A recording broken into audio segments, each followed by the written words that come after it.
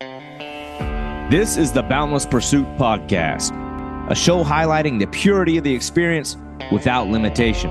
Each week, we'll bring anglers as diverse as the fish they chase, whether it be from your backyard or your bucket list. Freshwater, saltwater, conventional gear, or fly. We're bringing stories and perspectives from fishermen from all walks of life, from across the country and globe. In the digital age, authentic communication and networking is critical, and I'd love to hear from you about show suggestions, potential guests, or general feedback. And you can reach me at boundlesspursuitfishing@gmail.com or at my website, www.boundless-pursuit.com. That's where you'll find the entire collection of written articles, podcast episodes, and media. I deeply value the feedback, ratings, reviews, and support of my listeners, and I look forward to hearing from you. I'm your host, David Graham. Now let's get on to today's episode. I hear the criticism all the time of bait fishermen. This idea that sit and wait fishing is easy, that passive angling is a lazy man's form of fishing. But dead serious, I would challenge any of the naysayers to sit and wait on a bite that might not come for 4 days. Let's say 72 straight hours of sitting, listening, watching, and waiting. It's pure torment. And it's just a different kind of challenge where you've got to be mentally and emotionally resolute to see the hours through, because as minutes pass to hours and hours pass into days, you start to second guess yourself. You start questioning your location, your gear, your bait selection, and you just start to hit this wall. And on the other side of that wall could be the fish of a lifetime. Such is the story of the carp angler. And my guest today is Keith Cisney, longtime carp and buffalo angler out of South Carolina, and a guy that I met over a decade ago. This is a guy that has been forged in the unique scene of competitive carp and buffalo fishing at the state and national level, where with money on the line and competitors from all over the world, you have to be confident in all elements of your setup. But completely the opposite of something like tournament bass fishing, where bites are pursued and searched for and triggered with artificial cues. In carp fishing, you have to bring the fish to you. They aren't triggered into the bite with stimulating visual movements and predatory reaction strikes. In this game, the fish get to investigate and consider the bite on their terms. All the while, where you're sitting there twiddling your thumbs, wondering if the fish are there, they could be all over your bait and you'll never know it. And over the course of his history in carp fishing, Cisney has tried it all. He's weighed what works and when, and has since launched his own line of attractants and baits, ProLine Baits. Because in this game, you're angling for a bite that's triggered mostly by sense and taste. And big fish aren't stupid. They know when what you're throwing at them is fake and cheap. But ProLine Baits is an operation that has seen incredible growth and expansion from its roots in carp and buffalo fishing into the multi-species sector for catfish, trout, and even the competitive bass fishing circuits. And this is unique, because Keith has leveraged his long history of being conditioned by the acute senses of a carp to create a line of bass fishing scents. So bass attractants forged by the investigative and cautious senses of carp and buffalo, a product line tied together by two totally different species. It's very unique. And it's an operation that started in the man's garage and grew into small shops, then poured over into full-fledged manufacturing facilities, and ultimately ended up on the shelves of Bass Pro Shops. Just incredible. I mean, Keith is just an awesome guy. I've known him for a long, long time. When years and years ago, I was on my own path towards carp and buffalo, and I did what most anglers should do, and I humbled myself and literally showed up at the man's doorstep seeking some knowledge and guidance. He's a guy that I've shared time on the water with. He's a great ambassador of the sport, an awesome guest, and just a good friend. This is Keith Cisney of ProLine Baits. Anyway, man, I'm just glad we just got to catch up. You know what I mean? When did we met? Like over a decade ago, I think. I don't even remember if my kids were born yet, or maybe they were. My first one was just little bitty. No, actually, when I first met you, your wife wasn't pregnant, but then probably by the second time, which we met there Hmm. a couple different times when the Robins had the lake. Yeah. But I think your wife, I think it was like probably 14, 15, somewhere around there. Probably when we Jeez. met, 16 at the latest. Yeah. It might have been much earlier than that. Let's see. Yeah. My daughter was born in 2013. I think I was still in law enforcement because I was up in Greenville. Yes, you were. Yeah. Yep, you So then were. I got out of that in 2013. So it was definitely a long So time ago. yeah, That's the point. But yes, for as long as we've known each other, we've kind of had the mutual interest in carp and buffalo at the very least. And then far prior to that, you were involved in that scene long before me because I know I first reached out to you because I'm like, here's a guy who knows about these fish and I want to learn about them. So I think I just showed up at your doorstep one day. He's like, "Can I fish in your pond? Can I fish in your pond?" And I don't know. So I don't even remember what I brought that first day I showed up, like some corn and some bread. yeah, Pretty sure you probably yeah. looked out the window and said that guy ain't about to catch nothing. But yeah, man, it's been a long time, and I just all I remember is how accommodating that y'all were for us showing up. How much you were willing to kind of teach on the spot and do like on the spot training and education about Yeah. a type of fish that I was very interested in learning about. And that's going to be probably heavy emphasis on this conversation is your involvement in carp and especially and buffalo. especially buffalo. I always like to give a little bit more in, like lean more into the buffalo thing because in America I feel like most people know what carp are, but a lot of people don't even know buffalo exist. And they don't know how great that species is and how challenging that they can be to catch. But that was really one that I wanted to know more about at that point in time in my life as an angler, and you had a knowledge base in. But Keith, man, you've been in it for a long time, and I would be remiss if I skipped out on the opportunity to kind of know, like, you know what I mean? Origin stories. They're always a good start for these podcasts, but like, I am actually legitimately interested in, talking to somebody that's been doing the carp and buffalo thing for a long time. I've had some younger guys on that have just recently gotten into it, but I want to know kind of where you started out. I don't know, man. Find an interest in chasing carp and buffalo, like where that began, the early days. So my early days really started, just actually chasing carp, and buffalo it wasn't, a target of mine when I first started. And and it all evolved around the pay lakes, and that you could go put money up to win Yeah, money, and how people, you thinking, look, this is a pond, this is a 3-4 acre pond, and they stock carp in there. How hard is it to pay $10?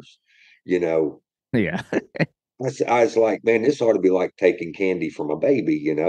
yeah, We fish in a stock pond. And yeah, the funny thing is boy, I got a lesson in carp fishing quick. And I can remember one of my friends telling me, don't do it, don't do it. It's worse than any drug you ever do. And buddy, he was right. I yeah. mean, it got me hook, line, sinker.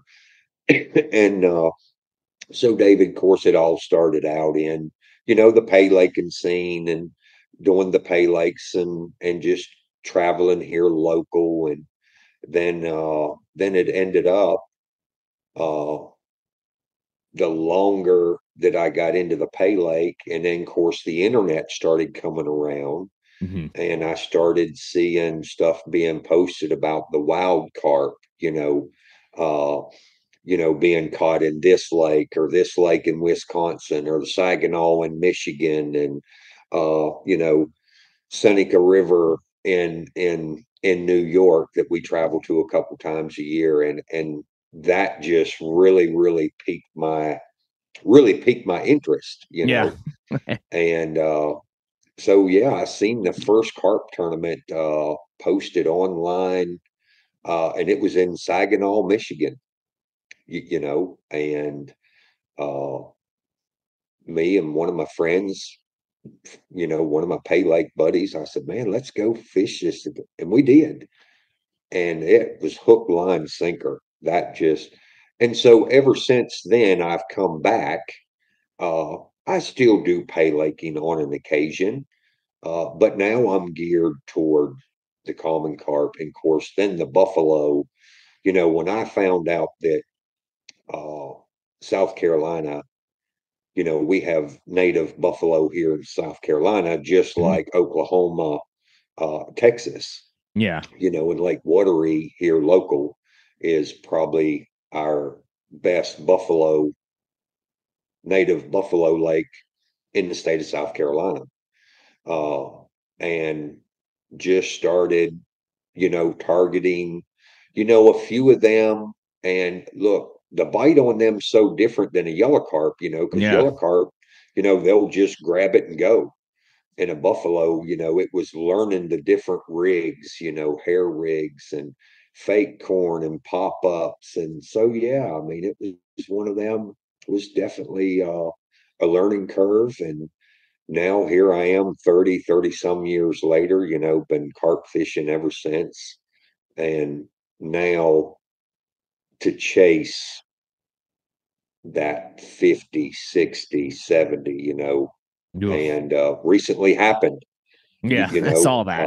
Just yes, 66 pound is my personal best. And, mhm. got to do it with one of my best friends, that I've known for years and years, and actually recently just become pro staff or influencer, whichever word you'd like to use. Yeah.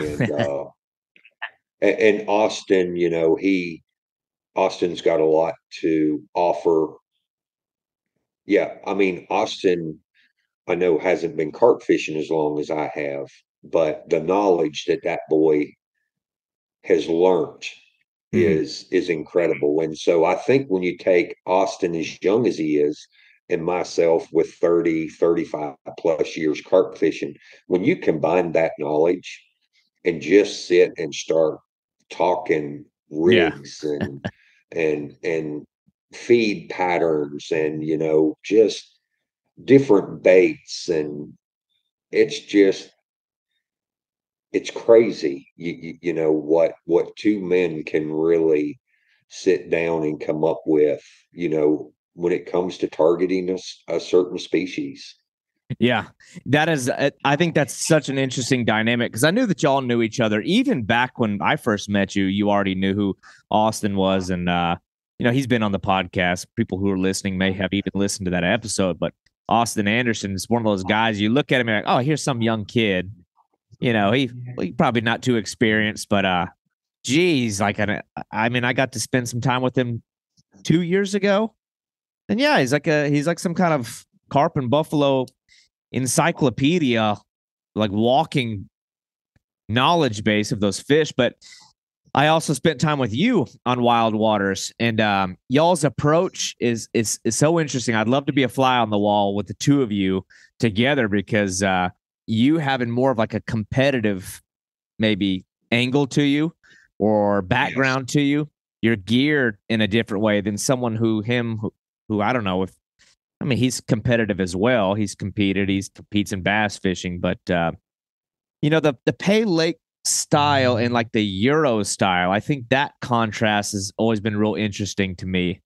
Um, and Yes. I don't know, man. Like when you think carp fishing, you don't really think competition. At least a lot of the people that are listening, many of the people who listen to this may not even realize that that's like that there's a scene for that. It just doesn't seem like a competitive style of fishing because you're not actively you know, going after the fish. There's like a difference. It's like you're more actively trying to bring them to you. And so that has sort of driven, I guess, what you're doing now more. But, it's the way that I don't know, competition has like driven a market for baits and attractants and scents and things that you have to do to gain a competitive edge over a bunch of other people that are essentially just sitting still and hoping the fish will come to them. But yeah, I'm Definitely interested in how maybe you took the competitive nature of the pay laking and have applied it to be more competitive, even in just your personal endeavors on wild waters. Absolutely. I mean, it all started from what I learned, on the Pay Lakes, and then carried that to, to the Euro style. Mhm. And of course, things have really changed, David, since when I first started. You, you know, uh, when I first started, and I'll start with Pay Laking again. Uh, there was 4 or 5 flavors, butternut, vanilla, raspberry, cherry, and strawberry. Yeah. Those were about your 5 basic flavors. And you look at it today, and there are hundreds, literally hundreds of flavors, that's available, for carp. And so, yeah, I mean, that unique thing, like for me in Austin was, Austin was a young kid. He was a junior. I think he was like 14 years old when we first met, and we met on Lake Fork in Texas. Mhm. Uh, and we fished together as team, on separate. We were teammates, but on two separate teams, Yeah. and Austin actually caught the junior IGFA record then, which I know has been recently broken. I think by him guiding a young Yeah, boy, that's what it was. He So guided somebody who beat his record. So he still yes, owns a little bit of the bragging rights on that one then. yes, but to make a to kind of bring that all together is how baits have changed and how baits have changed me from when I first started. It was about the pack bait, and it was about a bite. Mhm. Pay Lake, and it was about how many bites can I get in that 5 hour period, because we were fishing for money, trying to catch the big fish or the closest fish to whatever, certain weights. Yeah. And now that I don't fish that style as much, and now that we're more into the carp fishing, big tournaments, I mean, we're traveling to the St. Lawrence River, and actually myself and my partner, Daniel Fowler, we have won ProLine Baits. Uh, we won the largest payout in U.S. history, Oh, which wow. was 15,000 for first place. We competed in the longest carp tournament ever in the world, which was 130 hours nonstop, Ooh. you know. And of course, in the end, we were actually, I can remember we got past that last morning. Mhm. Uh, and, but one thing that I done during that tournament, it took me about 2 or 3 days to figure out our pattern, when our fish were going to come, and when they were going to feed. Uh, which some lakes that you go and you fish, look, you can put your bait in, and where the margins are, and the fish will just move in and feed, and you're catching fish just nonstop. Yeah. Uh, but the St. Lawrence River, of course, anyone that's ever been there, it's a mile and a half wide, and is unbelievable. We're Mhm. sitting in the USA side. You look across, there's Canada on the other side. Yeah. This river, lake, whatever, is massive. But no, long story short was our fish were on a pattern, and we had started, I think it was day 2, late day 2, we had took the lead, or going into day 3, out of the 7-day tournament. And then we held the lead. It was 10 big fish total weight. The fish had to weigh over 20 pound to count. And we were coming down to the final hours, and got past the last morning, And the reason I say that is our big fish bite was coming from 5 a.m. to 10:30 a.m. That's when every fish that we were catching over 25 pound, that is the timeline that they bid in. Mm. And all of our other fish that we caught, like under 25 pound, were coming just sporadic off and on, through the day and night. And so last morning we get past, and really it's supposed to be blackout, but the way Marshall shared with us, Keith, y'all got past, which then put me in panic mode. And Oh, yeah. so I told Daniel, is then what happens is then your mind starts playing tricks, and instead of staying confident into the game, what you thought that has been working all along, it makes you try and force a bite, trying Mm. to force it. And that's kind of the way I done that at first. And then I realized, look, your game plan has worked. We went straight back to what has worked for us all week and literally looked out over the river and we seen the fish coming.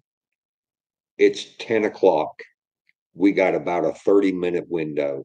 Mm. And I said, Daniel, let's grab every rod, put fresh baits on bullies, and we put them on. And just as Daniel was getting ready to cast, like maybe the third rod, uh, there was a big fish rolled. And I said, Daniel, I said, hit that fish. He couldn't have made a better cast, Yeah. 140. It hit dead on top of that fish. That bully went to the bottom, and within 45 seconds, fires off 29-15, which give us the lead back. Yeah. And 10 minutes later, one of my other rods take off, and it was a 27 something, which at 27, I think ended up being our bottom fish.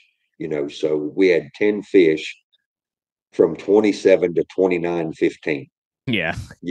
so yeah, so that's probably and also my most memorable tournament. But yeah, I mean, we travel Syracuse, generally 2 times a year. May is the big tournament. Uh, and of course, we are, I mean, we're competing against anglers from England, Yeah. from Romania, where carp fishing is a $20 billion industry a year. Hmm.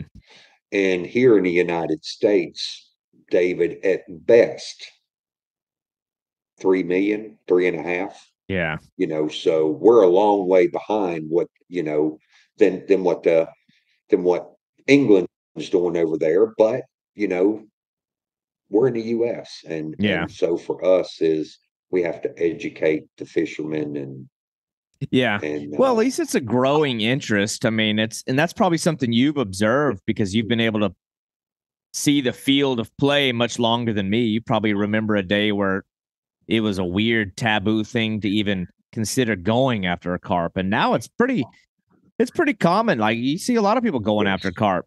But I think that element would actually draw a lot more anglers in. The fact that there's an opportunity to compete. Like it makes it more exciting for some people. They I think some folks want that. Like they want to have that challenge that's involved. But and forgive my ignorance, like I feel like I'm kind of playing the part of the guy that does not have a clue what a carp fishing competition looks like. So like I legitimately want to know. I want to be educated because I don't know how this works. Like I have so many questions about how you compete. Like, do you get to pick where you fish? Do you get to pick up and move once you get that spot?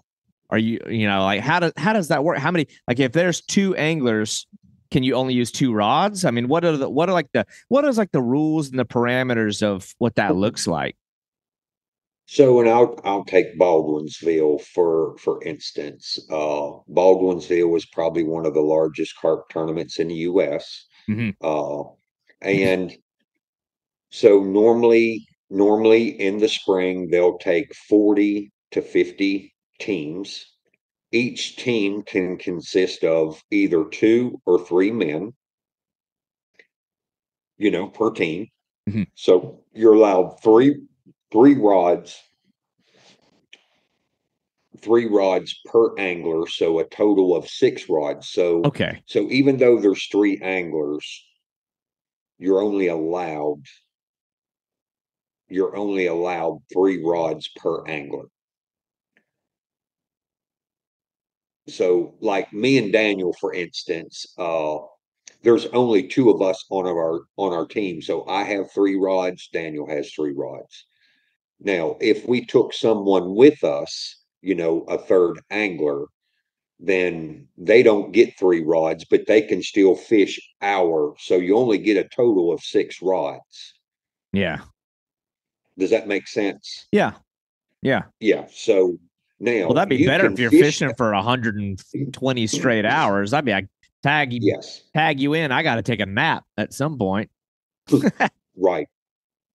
But you can fish one angler. It puts you at a real disadvantage. Is see, even if you fish as a single angler, then you can only fish 3 rods. Mhm. So it's one of them where you can't fish 6. So it puts you at such a disadvantage, to fish by yourself. And, to fish, 70, 75, 190 some hours, whatever, the tournament length is, I mean, it's tremendously hard on you. You Yeah. know, I know me and Daniel, uh, and, and of course, Daniel being my partner, uh, and we have taken a few guests along from time to time, someone with us Mhm. that really wants to experience, that wild water tournament.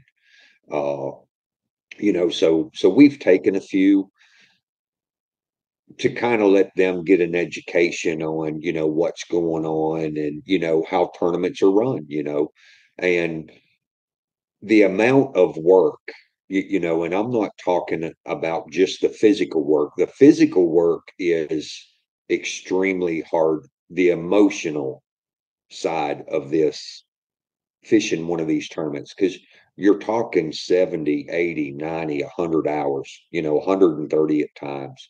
Uh, when do you sleep? When do Yeah. you know, and now it's down to, when do you bait?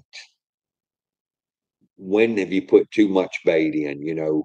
Have the fish eat all the baits? And I mean, it's just there's a lot of preparation and time. But anyway, so so that's kind of how the format's laid out. So we show up at the peg draw, and what they do is, let's say they pulled our number and we are the first, let's say we're the first team out, we get to go up. You're going to draw 2 balls or 2 chips out of a bag.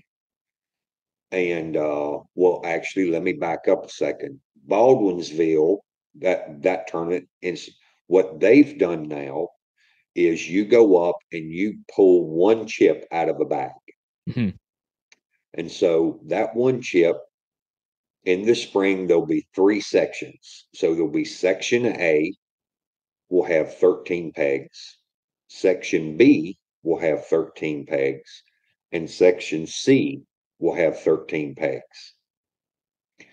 And so we'll reach in the bag, we'll pull one, and let's say that we draw section B. And if it's one of those pegs, and Karis, now I've been fishing there a lot of years. We've had a lot of teams fish Baldwinsville. So we have a lot of information on the different pegs that are on that river because we have fished them Yeah. and we've done our homework when we've gotten there, checking depths and bottoms and drop offs and structure. And, because we do, I mean, we put a lot of work into these tournaments. And, so let's say that I draw a peg in section B and I particularly don't like the peg. I can put that peg down but the next peg I draw, I have to fish. Okay. Understand? Yeah. Yeah. So, and then if you draw a C peg, no matter which C peg it is, you have to go fishing, you know. And so it's one of them there sometimes when you draw a mediocre peg that could possibly win you the tournament or a section, then you're stuck with that. Man, there's still a lot of really, really good pegs in there. Do we gamble, put that peg back? Mm. But there's also some really bad, tough pegs Yeah. that your chances are slim, you know, to catching. Uh, and just to give you an idea, David, of what a tournament cost of this caliber, entry fees, hotel, travel, food, uh, just unforeseen expenses, you're looking, we spend about $4,000 to $5,000 every tournament. Oh, wow. Okay.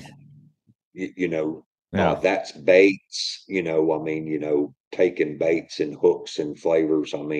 You know, my trailer is loaded down because Mhm. you're camping for days, you know, and you just don't want to forget anything.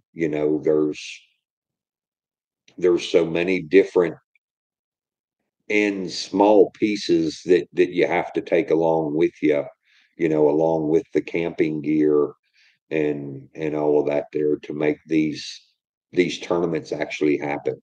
Yeah. Well, a lot of people who think about that style of fishing and you're naive to it. Like it's it I think has obviously more in depth than just drawing a good peg and you just have the best spot and now it's just a matter of luck. Like what Yeah. is like a there I know that there's some tactics involved though because you got to like figure out what bait that they're favoring like are you ascertaining that for like the first 24 hours is it like, oh, you on your 3 rods try this flavor and on my 3 rods I'll try that and we'll figure out which one that they're after? Like what's like the game plan once you get there? Like what are some of the I'm sure you have like an internal checklist of things that we need to try real quick Absolutely. while we're dialing this in because it's more than just Yeah. put some corn out there and if a fish swims by we'll get lucky.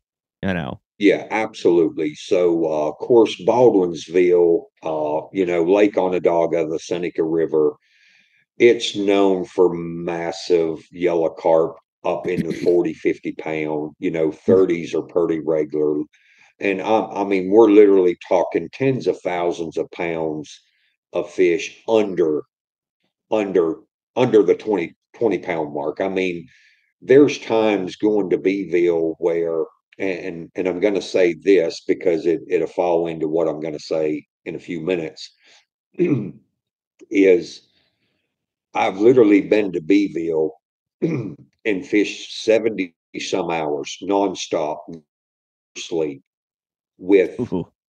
grits, pack bait, Mhm. oat balls or grits or soybean rice, whatever, what we used here in the pay, and have literally caught 300 to 400 fish, in 70 some hours. Yeah. It's about every bite, and but the format that we were fishing then was about pounds. So every fish over 10 pound counted towards your weight, Okay. you know, where now the format has changed to where it's about your 10 biggest fish in Oh, that okay. span. That's what I was interested in. I was like, is this like total weight? Is this numbers of fish? Or are there like subcategories where maybe you didn't win total weight, but you got the biggest fish? Or maybe you didn't win total weight, but you caught the most fish? Or like, I didn't know if there was different levels of things you can win. You know what I mean? So that's interesting. Well, so to kind of pull all this together is what happened is the pay laker. We pay lakers, uh, it was about a bite. That's one thing we learned was because we fished a lot of short 5 hour, 8 hour tournaments. So Mhm. for us, it's about every bite that you can get. Yeah. So when we start going to, to New York and fishing the pounds tournaments, every fish over 10 pound, I mean, literally, David, we could go in and catch 4 or 5,000 pound of carp in 70 hours. You know, Mhm. think about that. I mean, 4 to 5,000 pound. Jeez. It was just nonstop, Yeah. just catch, catch, catch. And the Euro style fishermen that fish the boilie game or fish for the bigger fish, you know, yeah, they may catch some mid 20s, upper 20s, or even a 30. But if we're sitting there, and it takes them 24 hours before they even catch, let's say, their first fish, Mhm. and it's 25 pound. Then an hour or two later, they catch a 27 or 28. You got to look at that time, that 24, 30 hours that they were sitting there waiting on to get their first bite. We fishing the ground baits, the grits and the oats, like we taught you, Yeah. and we're catching 10s and 12s and 15s and 18s, you know, when we were fishing 4 or 6 rods and you have four going off at a time, Yeah. you know, and we would have a 1,500 pound lead before the Euro fishermen ever even put the first fish on the board. Yeah. Does that make sense? Yeah. So then what they done is then they changed the format, got done away with the pounds because the pay late guys were coming up there literally just winning Yeah. everything, you know. And so to accommodate, the because you don't want to lose your Euro guys is now it's about a Big Ten. Okay. And and once you put your 10 biggest fish over 20 pound, actually Baldwinsville is over 15. So any fish that weighs over 15 pound, you can put it on your board. There's really no sense. I mean,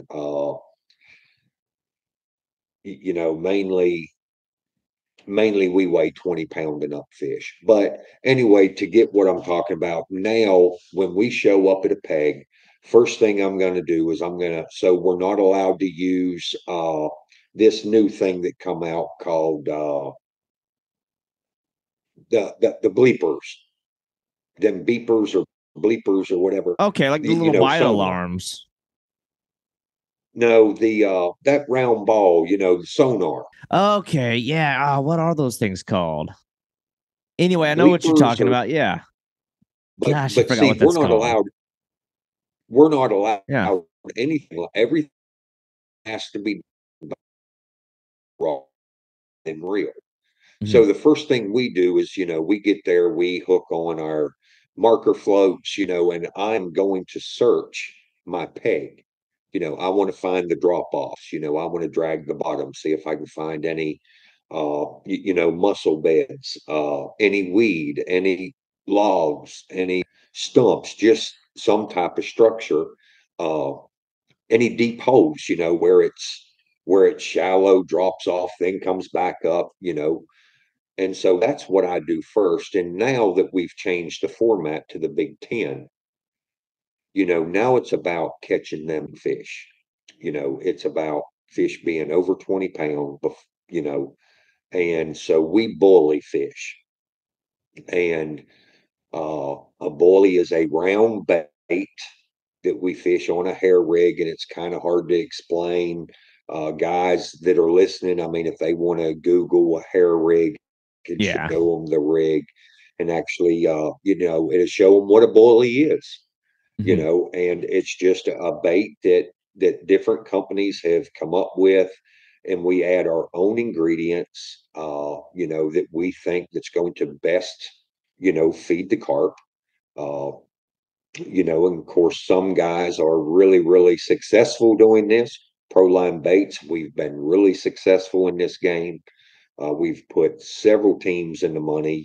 Actually, we've done well winning, sections, second places, first, second, third overall. Yeah. I mean, we're putting, two, three, four teams in the winner's circle every tournament we go to. Nice. So that's been huge, for us as far as growing. And then you get those anglers, that so then it lets us educate even more, because we're being watched, you know, and of course your neighboring peg, he might be 100 yards from you, and plus now, David, I probably didn't say it, but there's a buffer between each team, Okay. and that buffer is, I'm not allowed to throw into that buffer, and the team below me is not allowed to throw in. That's kind of a dead zone that Mhm. just gives us a little space in between us. Now you can land a fish in a buffer. Uh, if the team beside you, if you got a fish on and it's going towards his peg, uh, they don't want you to. They want you to try to bring that fish back, but of course they don't have Yeah. a steering wheel. Right. You know, So what you have to do is you have to ask that team below you, can I enter your peg to land this fish?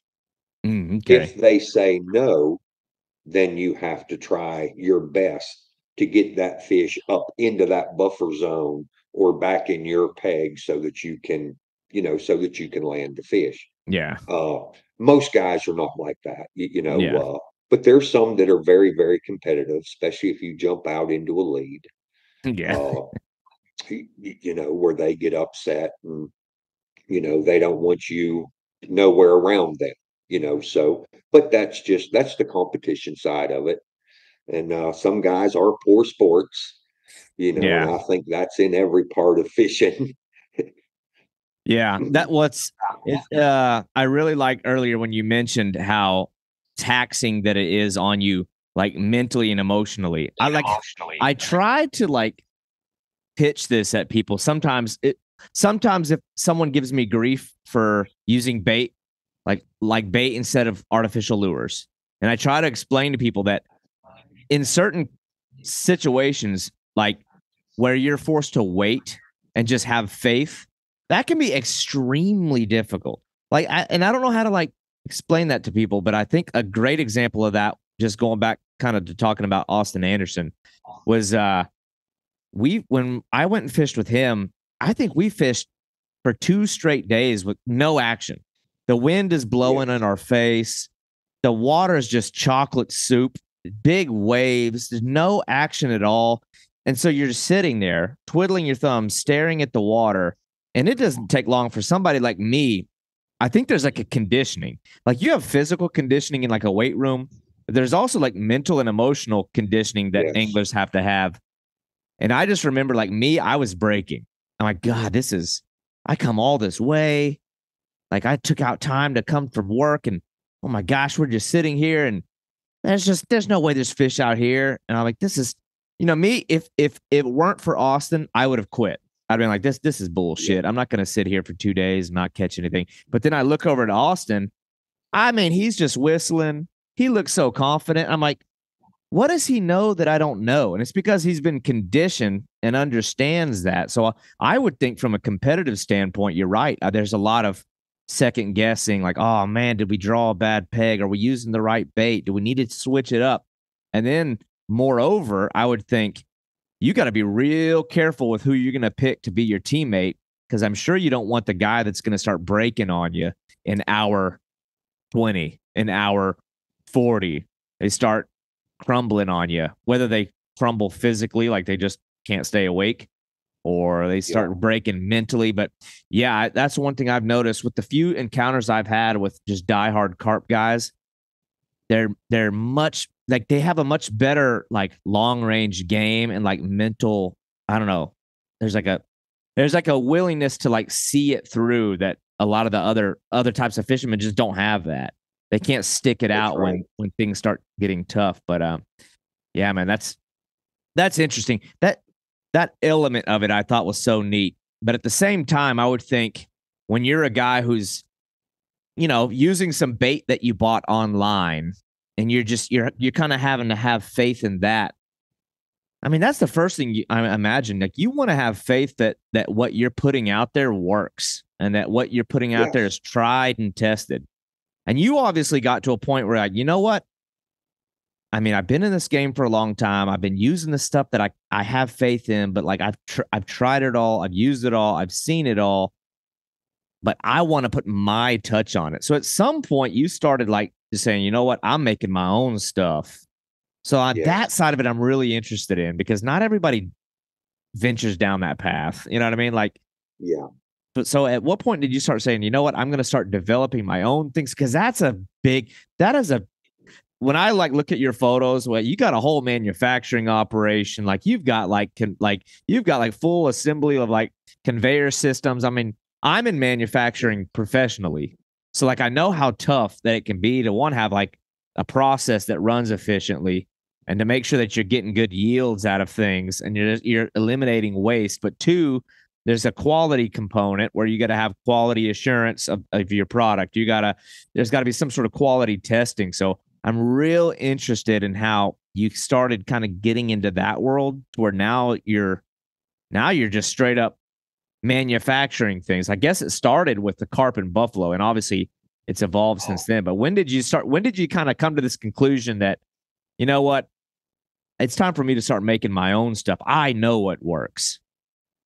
yeah. Actually, David, it's probably back in the 2011, 2012, actually, right? Probably in about the time I was meeting you. Yeah. Yeah.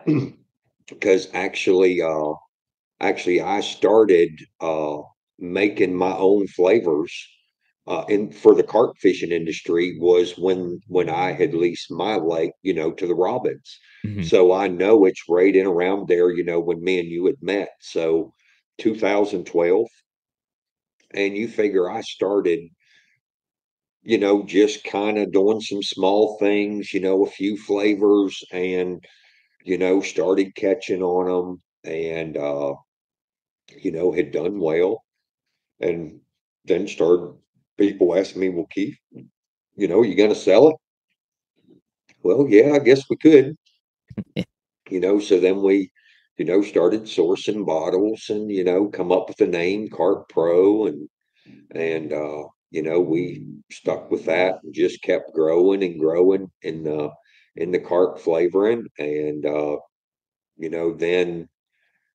then I guess it was 2018, when I really realized that I really, really love, making, the carp stuff. Mhm. But then it was still a hobby, because I was still, reupholstering furniture full time. Yeah. Done it for 35 years. Absolute loved it. But anyway, uh, so it was just a hobby, and I wanted more. I mean, I just didn't want to stop at carp, because I knew carp wasn't going to take me to where I wanted to be. And so I guess it was around 2018, 19, me and my wife just continued, to talk, and I'm like, look, we need to rebrand, because Carp Pro makes us fish specific. And I said, I want to get into, and let me say this before I start on, is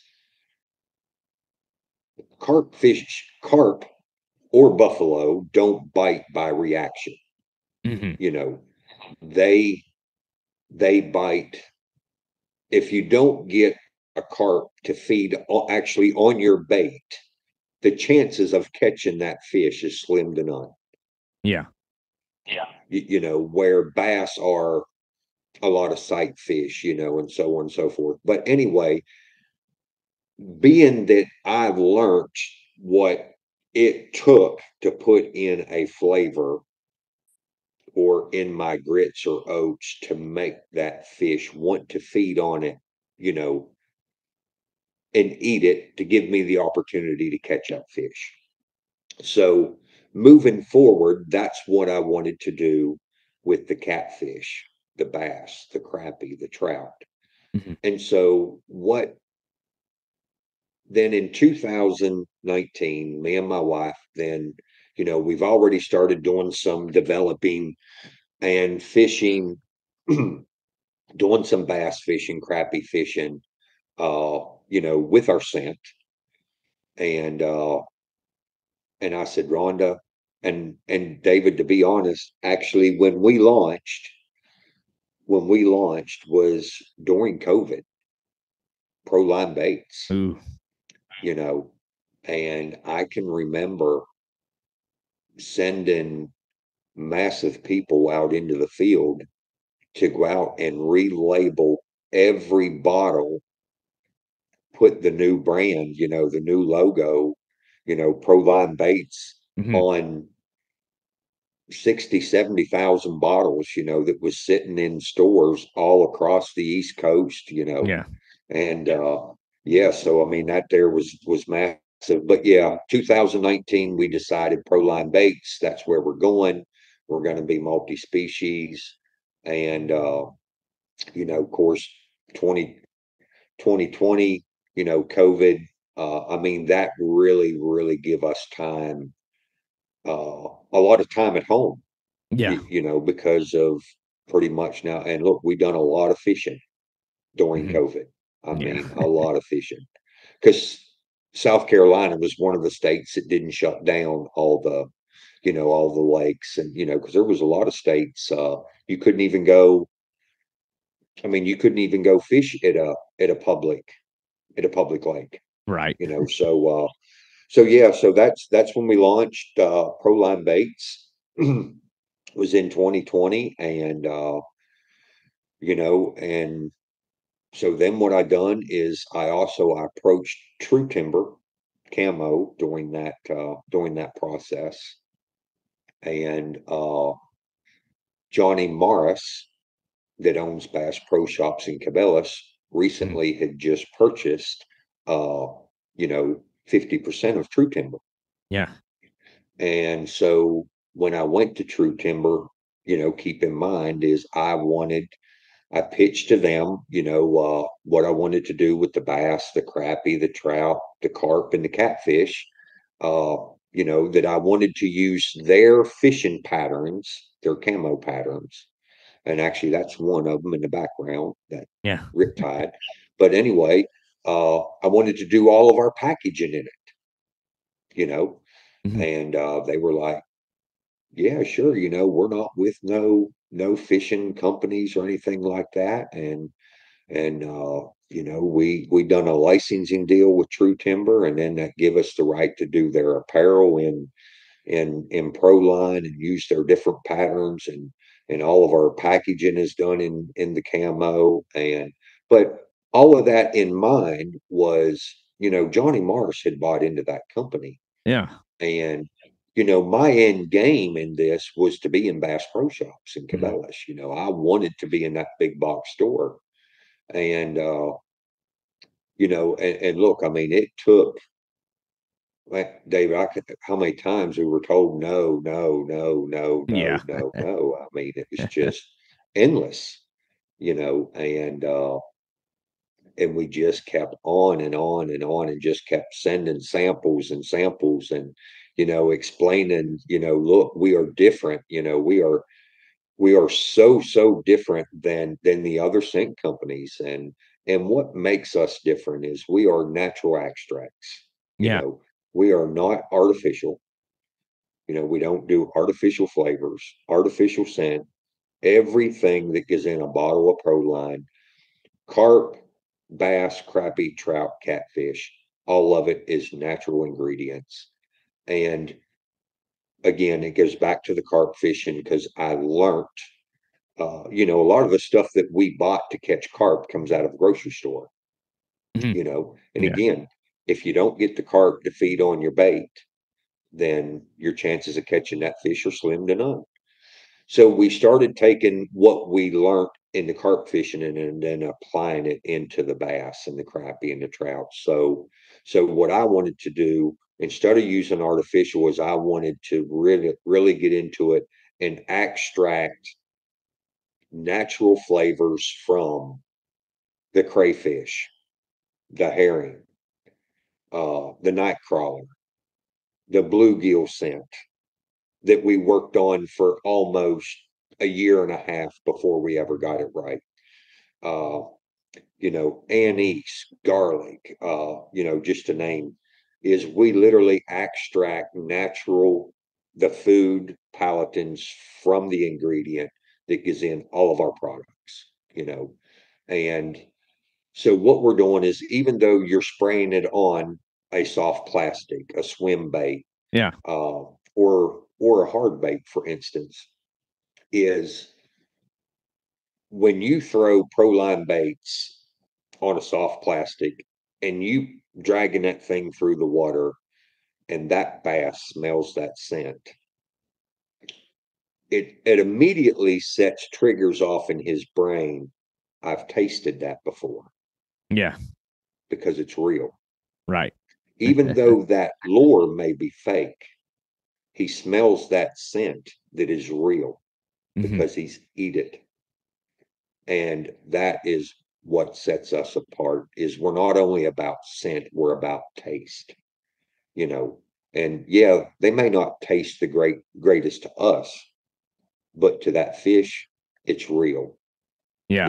And we get so many customers that send us pictures, or we got hundreds, if not thousands, of pictures where guys are fishing, you know 10-inch zoom worms or 8-inch or whatever, and literally completely inhaled in the back of their throat. Hmm. you know uh and they'll say, look, it's definitely been a game changer. And I think that the bass or the crappie or trout, whatever, I mean, got sent for all of it. When you put the real deal in front of them, they're gonna eat it. you know it's Yeah. not magic, but it does it work, yes. And that's what I mean, is my thing going on with Bass Pro is, and I just kept, look, give me the opportunity, give me a chance. And actually, I'll never forget it. It was May 14th on 2021. I got a phone call from the buyer, and he introduced himself. And of course, I remember Bass Pro coming up on my phone. I'm like, Yeah. it's Bass Pro Shop Yeah. still. And so I took that call, and it was the buyer, and he was introduced himself, and he said, Keith, tell me your story. And David, pretty much the story I told you started with carp, and Hmm. how I learned, what the fish fed off of, and they don't bite by, just the story that I just kind of Yeah. told you, I told him. And he was like, Keith, he said, man, he said, I want to give you a shot. And he said, look, he said, I got all your samples sitting in front of me, and believe me, it was a lot of them. Hmm. And he was like, look, he said, I'm all in on the bass. So he took all 7 of our bass scent. He said, I'm all in on the catfish, which was 7 cent as well. He said, look, he said, this crappy stuff, he said, now I don't think's a real big thing, but he said, you know what? He said, I'm willing to tiptoe in it. He said, I want to try 3 of the crappie scent. And uh, he said, and also he said, scent for trout. Uh, he said, he said, I want to tiptoe in it, but anyway, by the end of the conversation, is Bass Pro Shops was bringing us on board, and they started out with 19 SKUs, but not carp yet. And Yeah. look, I didn't want to push that. I just wanted to get in the door. Hmm. you know let's show them what we have. uh let's create a buzz. That's the reason we brought on some of the bigger professional anglers, to help create a buzz, start that brand building. Right. And look, it has just been off to the races. And then a little over a year ago, because of sales through Bass Pro and Cabela's, uh And then when I threw the idea of the carp, look, they were all over it. I Yeah. said, look, it's a growing market. It's not going to be what bass is. I Hmm. mean, but let's select key locations that we know where carp fishing is heavily populated, you Yeah. know, and let's start out in a few of them stores. And David, that's what we done. Started out in probably 20, and now we in 50, just carp products. Yeah. I think we're in probably 70, 80, 90 Bass Pro Shops total, you Yeah. know. Uh, and of course, ever since then, Tackle Warehouse has come on board, Yeah. and they're the largest online tackle retailer, I think, in the world. I mean, it's crazy what them guys do, and so yeah, that's kind of our story about how ProLine Baits got to where we're at today, Yeah. and other than we've just recently moved into uh, a new facility. We've just completely outgrown. And I think some of them videos, especially if you're watching some of that older stuff, that was small manufacturing. And now we're, in a 5,100 square foot. And believe it or not, it's full already. Yeah. We've recently just added another new machine, which is not set up fully automatic yet, will be. So we will actually have two machines then running fully automatic in the carp game, catfish. And let me add this. We are the only carp manufacturer in the United States to do and first one ever to do this full time. Yeah. That's awesome. It's a hobby still for them other companies, Hmm. and of course, like I said, we gotta thank. Well, first, and I'm going to say this. I mean, I want to thank, you know, my Lord and Savior Jesus. I mean, look, without him, he has opened up some really, really big doors for us and have helped us. You know, he's give us the ability, the capability, the mind, the just everything, that even brings ProLine Baits to where it is today. Yeah. All the credit goes to him, and I mean, I can't say that enough. So, but anyway, I just had to say that tonight, and you know, we're blessed and glad to be here where we're at. So even though I say, yeah, we've done this, well, it all comes around. We've been blessed. No, that's a great sentiment to have and perspective too. Because when you think about getting a carp product into the shelves of Bass Pro, you got to have a lot of faith to even believe you can do that. I mean, that's a Yeah, massive undertaking to even think you're going to wade into that scene and get anything done, to knock on the door and even get someone to answer. But I love the angle. Like the story is so interesting that you developed a bass product, that was like conditioned and forged by the senses, like the heightened senses and acute senses of a carp. Like your origins in a yeah, bass product are in carp fishing. And that's so interesting because like those two yes, worlds are looked at so opposite. So the way that you kind of described how in the carp scene it's about bringing the fish to you. I mean, you went through the absolute ringer in I don't know, like in a competitive arena, learning how to bring fish to you. I wouldn't have thought about it like that because yeah, you think about a yeah, fish that's reactionary to a point. I mean, a predator you're going to fool into biting, but you're going to draw a lot of reactionary bites, investigative bites, not committed bites. It's like that one added element, that being like there's the sight, there's vibration, but there's also scent and smell.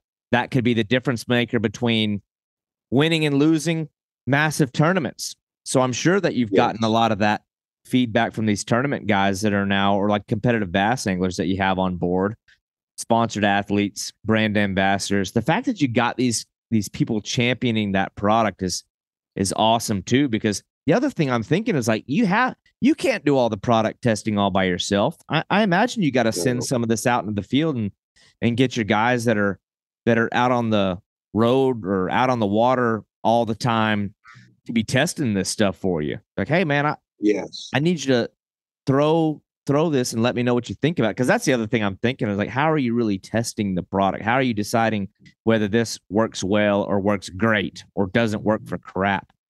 Are you just putting it in the hands of these guys and saying, hey, be brutally honest with your assessment of my product? Absolutely. That's exact. So we have influencers all located from East Coast to West Coast, Mhm. from Florida all the way to New York, that when we are working on products, new products, they go to our anglers, whether they're crappie anglers or bass anglers or carp anglers or trout is something we're still working with. Now, look, we sell, and Bass Pro Shop sells a lot of our. So Bass Pro Shops they carry two of our trout scent. One is the sweet corn, and the other one is Velveeta cheese. And like the Velveeta cheese for me as a kid, trout fishing and is David. I grew up poor. I mean, we really did. I mean, yeah, we eat a lot of deer meat and potatoes Monday, Tuesday, Wednesday, Thursday, and then for a switch, we had potatoes and deer meat Friday, Saturday, Sunday. Yeah. But anyway, uh, my mama, when trout season would hit, she would buy me a block of Velveeta cheese, Mhm. and that block of Velveeta cheese had to last me the entire trout season. Just because my mama just couldn't afford, to buy me the rooster tails, and Yeah. I can remember fishing the creeks with, a piece of string tied to a stick. But I Yeah. was so drawn to fishing as a kid. Uh, I didn't care as long as I was fishing. I just absolutely loved it. But anyway, bringing that back, actually, our Vita cheese is what we call it, is actually one of our biggest sellers in Bass Pro. Huh. Is is the trout fishermen, I guess, have they see it, they try it, and look, it works. You Yeah. know, so and no matter what product, whether it's crappie, trout, or bass, any soft plastics, any soft plastics, no matter curly tails, paddle tails, swim baits, all these new rigs that the bass guys are doing. Uh, and I'm even going to throw that anything Elastec. Z-Man makes a lot of the Elastec, the real Yeah. The stretchy. stretchy ones. I Yep. think Nyko Baits does that as well. Is ProLine Baits is the only company that you literally can spray the scent inside the bags, and it will not break down the Elastec baits. That's So interesting. any other company, no matter who it is, if you apply it to any Elastec baits, they're going to melt, you Hmm. know. So that's the other thing. And the other thing too is, whether you're fishing yum baits, zoom baits, whatever, is put you 3 or 4 squirts of ProLine baits in that bag, and it literally will infuse into the bait. No Yeah. other company can do that.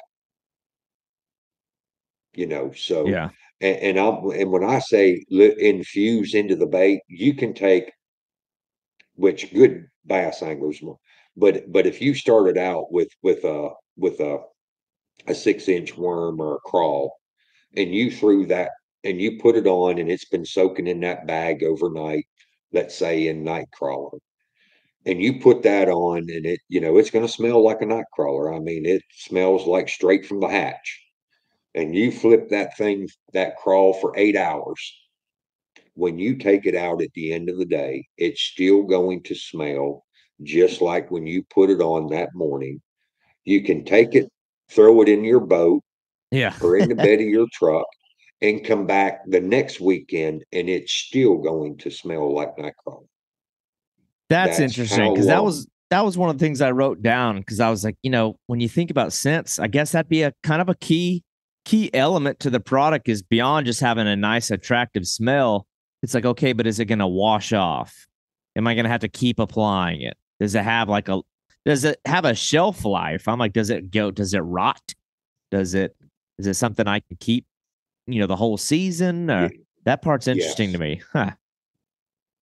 Main thing is, well, and we've had where customers buy it, they'll throw it in the dash of their truck. And of course, the sun, will will melt that where the sprayer goes onto the bottle, and they're like, Keith, you're not going to believe what happened. My truck smells like so and so because I left it in Yeah. the sun pen. So we always try to tell customers make sure that you store it where, Yeah. come on, guys, common sense. Don't leave it Right. lay, Yeah. somewhere where the sun's going to get to it. But no, and that's one thing too that is the testimonies that we get from anglers all over the United States Yeah. of that they feel like ProLine Baits played a part in catching their personal best or on that tough day, whether they're just fun fishing or they may be tournament fishing and need that one or two extra bites. And it's what keeps us going, Yeah. that the stories and the fish tales. And of course, when we travel, uh, we've done bass match. I mean, we've traveled to several big shows. Actually, we actually go and set up at different Cabela's and Bass Pro shops and do in-house. And we've met so many new friends and got to share a lot of our stories, and of course, people sharing theirs. So yeah, I mean, it's it's definitely rewarding to be able to do something, uh I guess something I've wanted to do for years and years and years, Yeah. No, you that's know. awesome. Well, you know what? I don't even really know how to segue into this, but I think it probably kind of speaks to the same deal about getting more than just a monetary return. Like you want to feel good about what you're putting out there. You want to actually be doing something that's building the sport. But I also noticed just browsing your website the involvement in like local schools, competitive bass fishing teams. That seems so interesting to me. Like a lot of anglers like get into fishing and just it's all about like what can I get out of this? What can I get out of fishing? Like what? How can I make sure my experience in fishing is it's all about me catching my fish and it's all about my experience. But not everybody is taking an active participation in I don't know, I don't want to say like giving back, but like that side of it is interesting to me that you've sort of reached out to some of the schools that have high school bass fishing teams and stuff like that. So, tell me when I saw that on the website, I was like, that's interesting to me. Like, what is your involvement in that? Are you just sponsoring teams, sponsoring individual anglers, or what does that look like? So yes, depending which series they fish, because some of them, where we'll sponsor the boat where it's two anglers, youth anglers. We like to call them our young guns.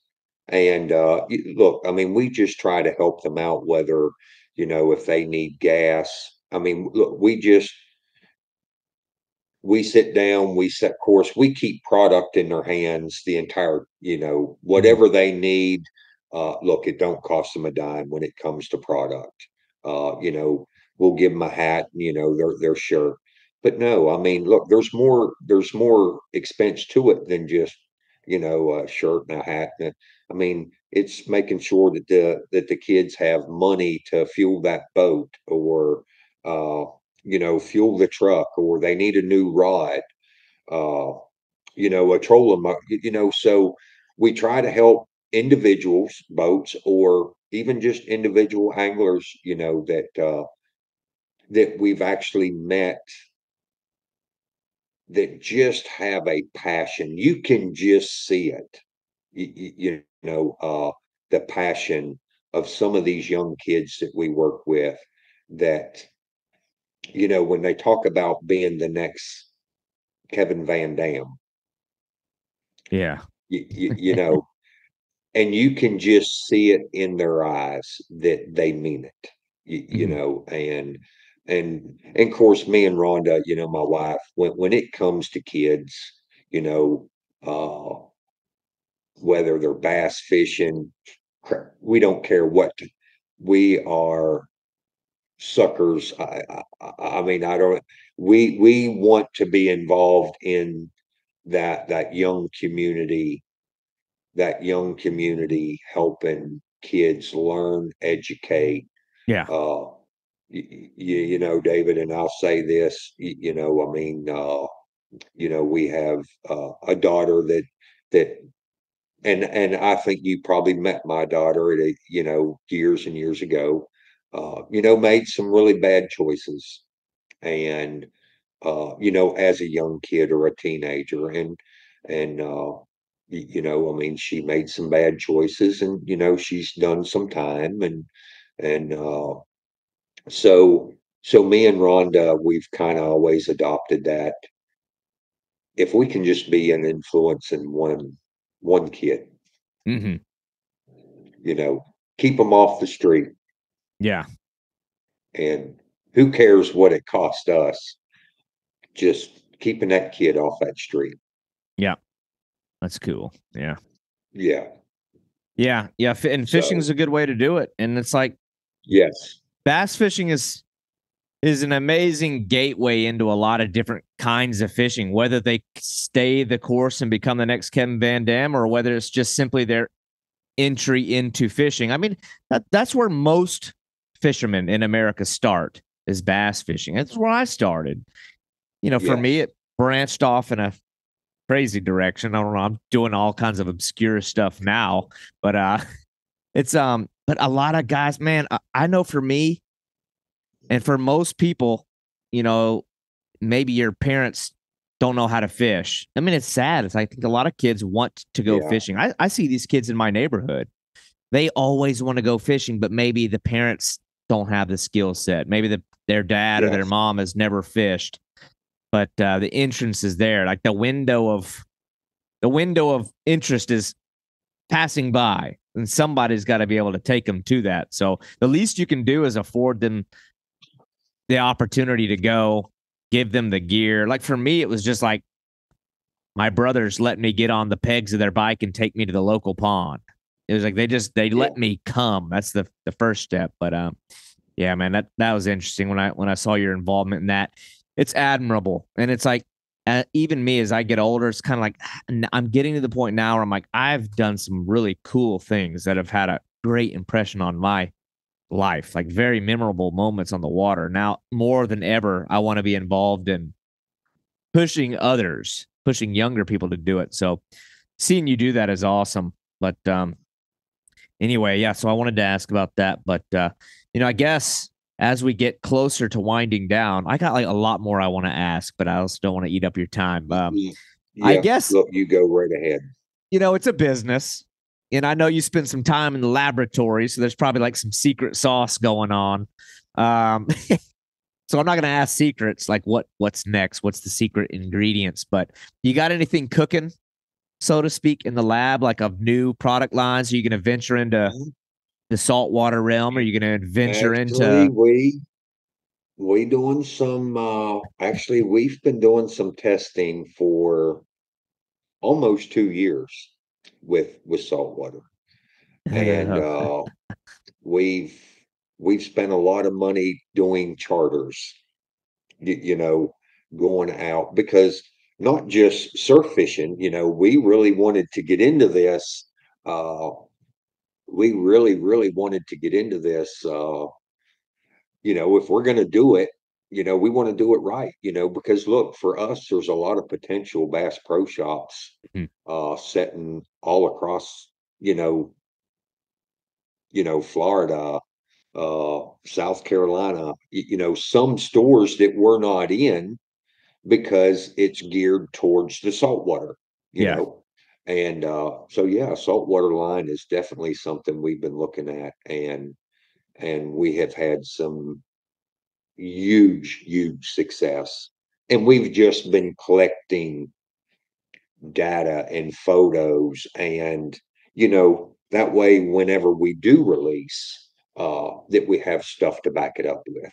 Yeah. you know and actually we're working with a couple big influencers, doing that as well. One out of Florida. Actually, we got a couple out of Florida, and then some, one of the charter boats that we've went with several times out of Destin, Florida. And yeah, so but yeah, it's definitely, and actually we're thinking about launching at ICAST in July. Oh, cool. Okay. So and we've been told that if we take our product, uh that it's very possibility that we could win uh newest release product, you know Yeah. uh because that being said, we done Bassmasters uh last year, and they done the top 8 hottest products at Bassmasters, and we actually, I think we were either fourth or fifth. That's Yeesh. huge. Yeah. I mean, You, that's you know, to hyper follow. driven competition too. So yeah. I mean, we're going up against the biggest names in the industry, Yeah. and to come in, I'm pretty sure it was fifth. To fall, fourth or fifth in the top 8 was just, oh, it just Yeah. really blew our mind. And so yeah, I mean, so yeah, I would love to launch it at ICAST. I think it'd be a great place to do it. I Mhm. just want to make sure that we're ready, Yeah. and just, of course, I probably need to send you some stuff. I'd be happy to try But anything out. oh, Well, I got a couple of spots with some redfish that I don't know what it is, but they're turning their nose up at every pattern I'm throwing at them, and I don't want to have to go buy a bucket of shrimp. But I know that the redfish is kind of like the saltwater common carp in a lot of ways. I mean, yes. they're aggressive, but anyway, yeah, man, it's another one of those fish that you can get their attention, but there's something I need something else. So I'd be happy to try some things for sure. I think I need an edge on some of these fish Now I down tell here. you, you're gonna think I'm crazy, but to be honest, you already know some, and that's oatmeal, Yeah. red drums. If you can get in the backwaters, 2-3 foot of water, and you get you look, black drum and red drum. Hmm. That what you after? Yeah. Uh, take you some flavored oats, just like you would carp fish with, and they will eat it up. Eat it up. I Yeah. mean, literally stand on their, almost like a carp Yeah. will stand on their head and eat and eat. Look, we watched it. We got it on video. Hmm. We probably caught in Destin, Florida. We probably caught 60 or 70 in one day. Yeesh. And you know what else? And I'll share this with you, is the most effective thing that I done is I took a pop up like we'd used to fish for smallmouth buffalo, and popped that thing that far right above the bait, Yeah. bright orange, and we had bright orange on one, bright yellow on the other one, and they smoked it. Now that makes sense. Yeah. That's Yes. so funny. Utilizing the origins as a carp angler to be competitive with these sport fish that everybody else is so used to chasing. Yeah. So neat. And caught them off a hair rig that we would use for carp fishing. Yeah. I Yeah. totally believe that. Yeah. But Yeah. well, that's interesting. Well, Keith, man, I'm a sucker for a big fish story. So I want to kind of end on one because it wasn't too long ago that I saw just the monster buffalo. I mean, the just mega fish you caught out there in Texas. So I wanted to hear it from you. I saw the photos, I've seen the video clips, I've seen the quick snippet of captions. But I don't know, man. Tell me about the trip out in Texas that you recently took. What was the purpose? Just to see an old friend, to try some new product lines, or what? But tell me about. No, Oof. so, of course, me and Austin kind of lost contact there. So from say 2020, whenever I first, relaunched ProLine Baits and, was doing the bass and the release of everything and getting the Bass Pro Shop stuff going, we just kind of lost contact, uh, and then we had, some friends that are pro staff and actually they're pro staff for us now too. We've had them for a year, just sign them with them again for this year. But the Shaws, I don't know if you know Jason and Jennifer Shaw out of Charleston, but they had come by our booth at one of the shows, and we had just, we'd become friends with them, and I give them some of my. I said, look, they were going to Texas on a guided trip. I didn't put two and two together. So I sent some flavorings with them, Yeah. you know. And a few weeks later, I get a message is my messenger goes off, says, you're not going to believe who we're fishing with. And right then it clicked. And then they sent a photo through of them three with Austin. And I'm like, holy moly. So Yeah. that's how me and Austin reconnected about a year and a half, 2 years ago. And but anyway, long story short, uh me and Austin, we've been talking. And I sent Austin products late, would have been early spring. I mean, he's got everything that we fish with. But I wanted Austin, to take time and fish the bass, the crappie scent, the catfish, the carp stuff, fish it. Don't do nothing. Just fish it. And look, and then we'll talk, Hmm. So he'd done that for months and months and months. And then uh I know this, our new season here, coming up 2024. And what I wanted to do is I put together a huge package, uh, and went down, called Austin up and said, look, I want to come to Texas.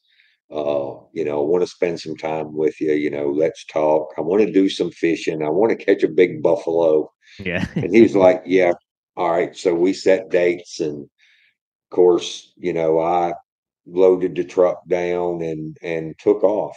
And actually, what I done is I made it a business trip. I met with several new influencers while I was there, for bass fishing as well. And some of my suppliers are out of the Dallas Fort Worth area, and went by there and got to spend time with them, and went to the Grapevine Bass Pro Shops. Got to introduce myself to the general manager, and Yeah. just hang out at a couple different Bass Pro Shops.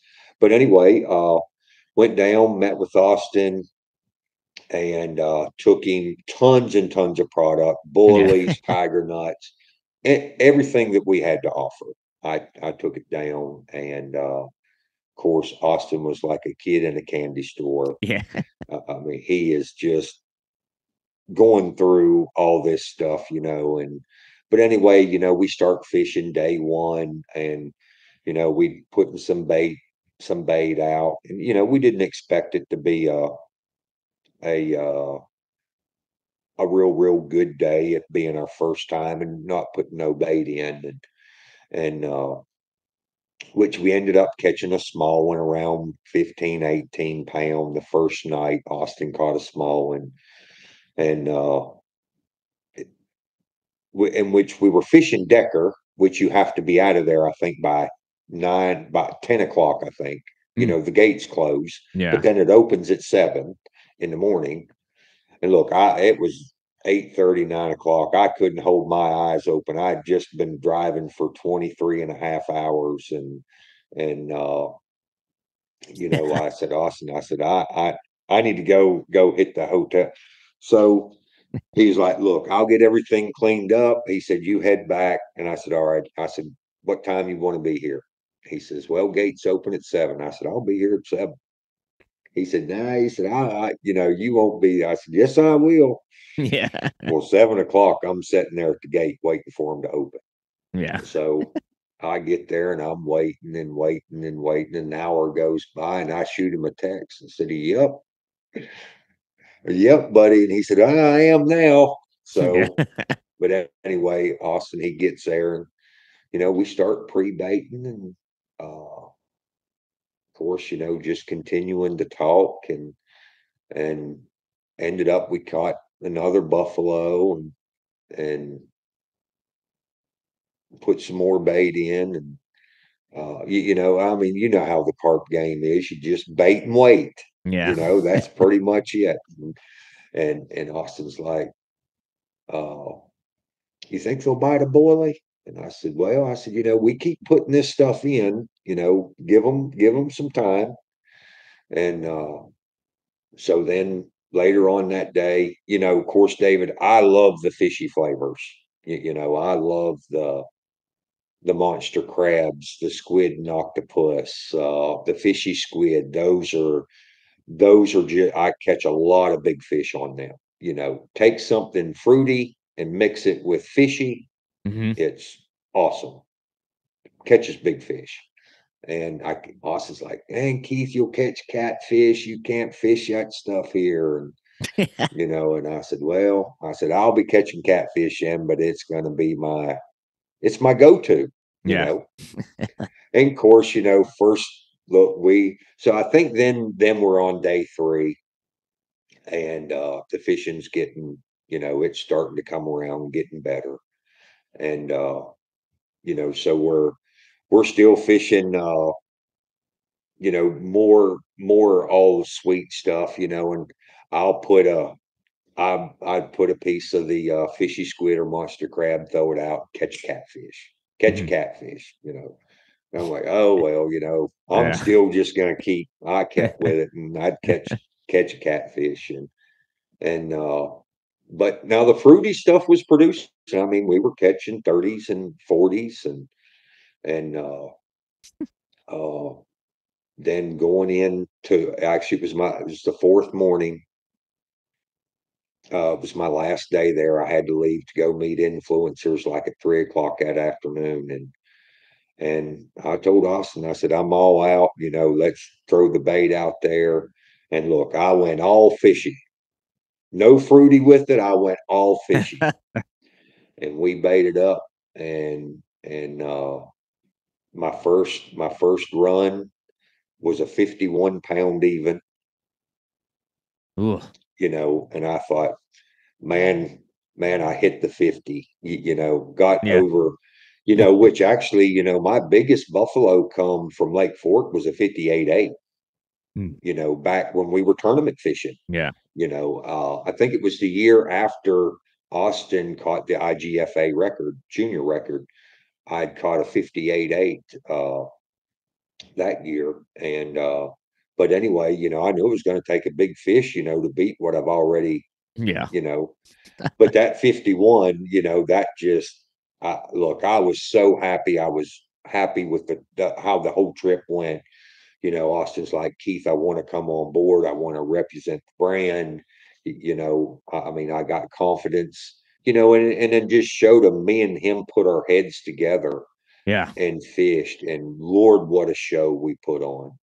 and and and that's what we wanted. And look, we still have there's so much content that Austin has and I have yet that we haven't even showed, Mm, of 30 and 40 pound buffalo, yeah. just numerous 20s, and then we started catching yellow carp, you know, and but anyway, we caught the 51 and uh we had done pictures. We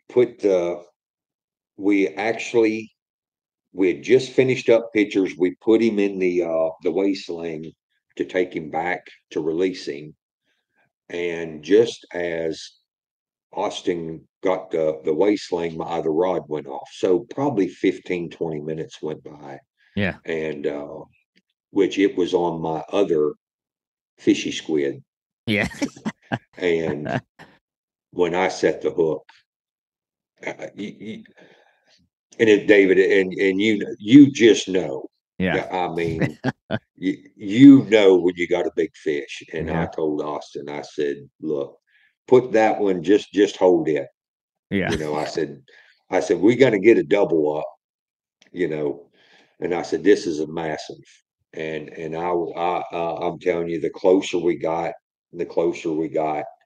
uh, and then the fish surfaced, and I said, Austin, I said, this thing is absolute massive, and Ugh. Austin's like, he said, I caught it. And then, of course, it surfaces again, probably 20, and Austin then goes in panic mode, because then he's seen the size of it.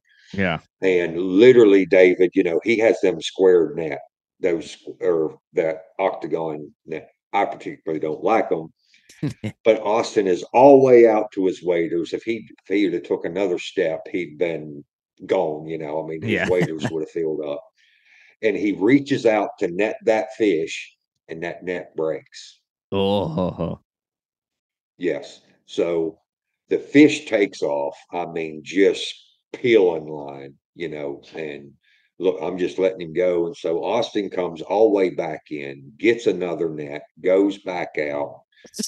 And so I bring the fish back in, and he nets the fish. And when he turns and starts walking backwards, the fish comes out of the net, back out across that lake again. I mean, Gosh. yes, I am a nervous wreck because Austin's hollering lake record. Keith, we got the lake record. He said, and I am. I mean, I'm shaking literally. They talk about buck fever. I have buffalo fever. Yeah. And yeah, the fish gets out of the net again, and Man. Austin turns around, and you're just wondering, now this has been going on for 15-20 minutes. I mean, this fish literally does not want in that. And you just got to wonder, when's this fish going to give up?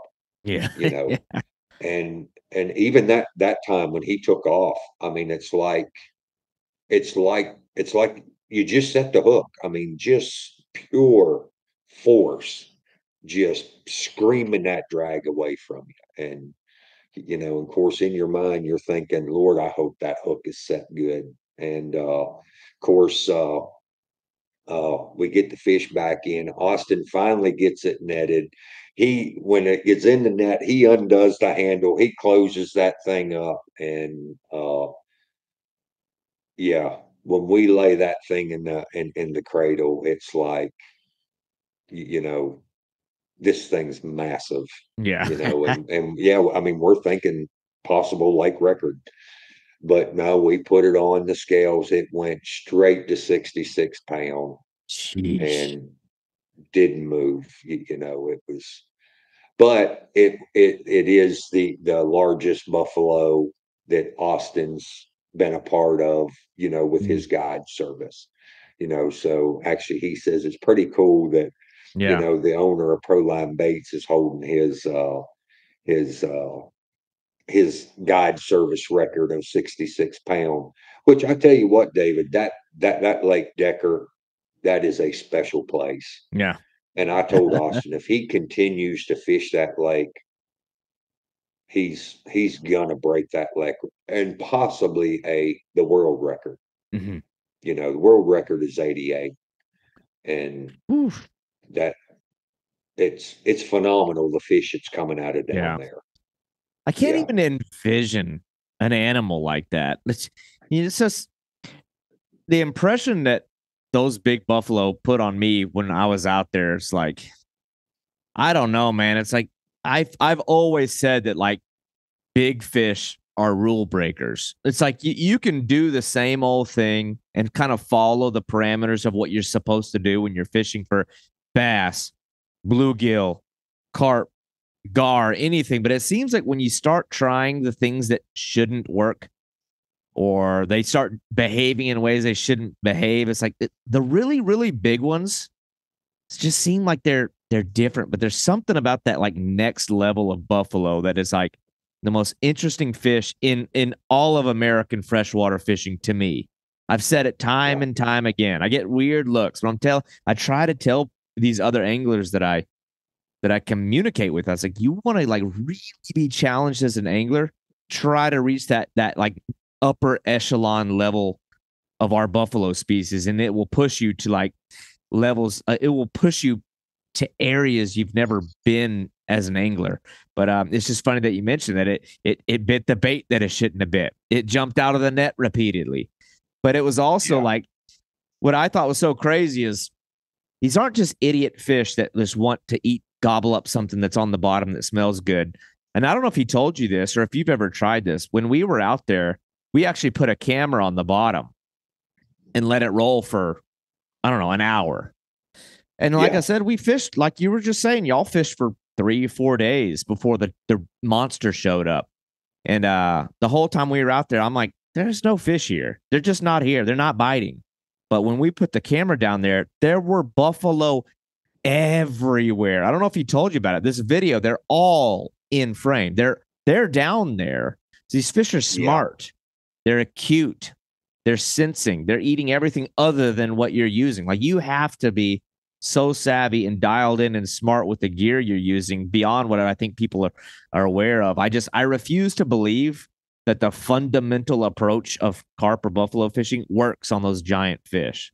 So it just makes sense. You get like two of like carp fishing's high level minds and put them together. What do you know? Y'all catch a freak. Yeah. To me, it makes Yeah. sense because I've been there. But I'm Yeah. like, I feel honestly, and I'm happy to admit it, left to my own devices, I don't believe that I could go out and do that. Like I just Yeah. the fish like that require that experience. They require a level of resolve that can let you sit there for 4 days maybe catching nothing but Yes. catfish before you can catch them. But yeah, as soon as I saw that, I'm like, oh my gosh! Like I kind of know enough about what goes into catching one of those to know how special of a fish that is. I mean, that's a freak. It's an absolute freak Oh, of a fish. I mean, that's like David, we had like I think it was the third day, 2.5, 3 days in, we probably had 15 fish from 20 to 46 pound, 47 pound, Yeah, you know. And Austin's like, Keith, I ain't done this many buffalo in one day, yeah. but we just, and again, I go back to that carp and that taste, and again, you, you know, we even do our carp flavors like we do with our night crawler or our crayfish or whatever is, we extract, from the bananas, from the strawberries, from the cherries, whatever flavorings we're making, we want the as much all natural ingredient as we can put in our products, and I think that's key, Hmm. when it comes to uh, catching a big fish or a little fish. The more the especially pack bait fishing, you know, the more small particle, the more it's going to draw those smaller fish. Hmm.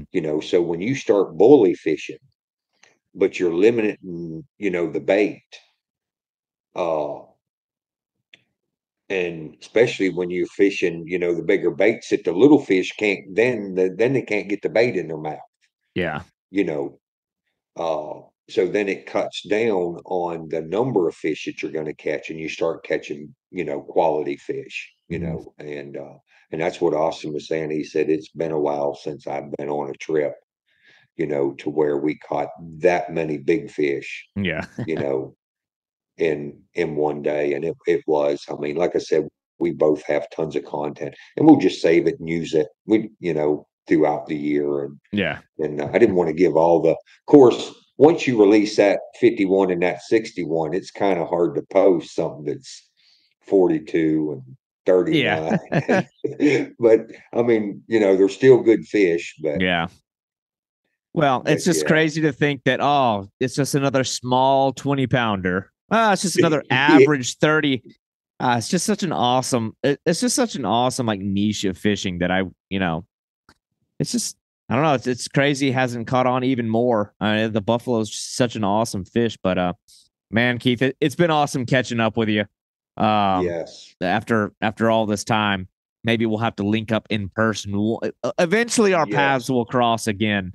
But Yeah. but seriously, about like the ProLine bait stuff, people who are listening, where can they go to see the product lines, to see the socials? I don't know if, you know, what's the social media handles, websites, anything like where can they find ProLine baits? So, of course, Proline, www.prolinebaits.com. I mean, they can go on there, look at anything, course reviews, uh, Bass Pro Shops, Cabela's, Tackle Warehouse. Uh, David, I've done a couple little small videos. Our influencers do a lot of lives on TikTok. I mean, they're huge, huge on TikTok. Famous Fisherman is one of them. Uh, Daniel Fay. I don't know if you know Daniel. The He's name rings a bell. I think I've definitely seen his stuff, but it's like, you forget names. You he is remember one of our faces. yeah, he's one of our biggest influencers. And yes, he really, really drives sales, towards our website. He's got a discount code that he uses. But, too, for us, it's not always about pushing them to Proline Baits, because, and if you've noticed, is like we like to advertise for Bass Pro Shops and Cabela's, is we want them to go there and have their experience in-house, Mhm. not only shopping maybe for Proline Baits, but other items as well. Yeah. So we do promote them, and look, if they're buying at Bass Pro Shops and Cabela's, they're still ordering from Proline Baits. Yeah. It's just not end to end consumer, so yeah, we like to push, and not just the big box stores. I mean, we'll even promote our smaller retailers, throughout the year from time to time as well. But yeah, like I said, prolinebaits.com, Bass Pro Shops, Cabela's, Tackle Warehouse. Uh, and if they need to, they can always drop us a line, through our Shopify account, Mhm. so we do have where they can send us messages, through Shopify.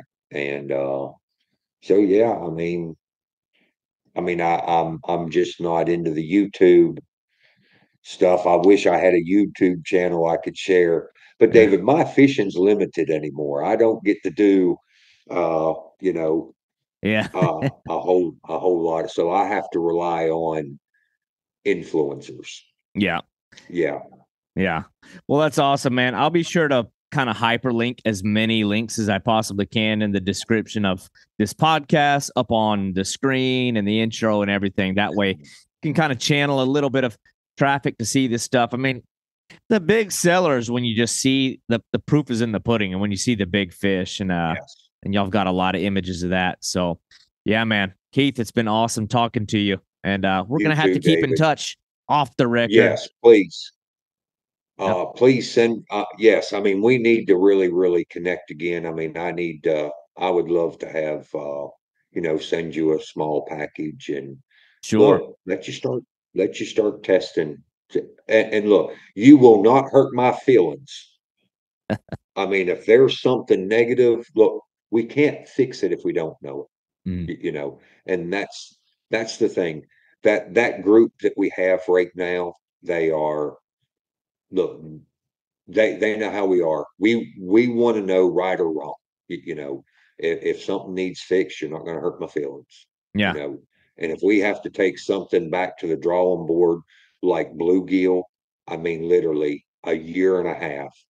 But you want to talk about a bass attractant that you ever pull up on a bluegill bed when they're on the bed Hmm. and you smell You that? can smell it. Yeah.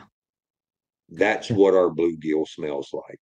I Uh, mean, and I mean it took a lot of years, or like I said, a year and a half to actually get that perfect, And actually that's Austin's number one bass scent at the moment. yeah.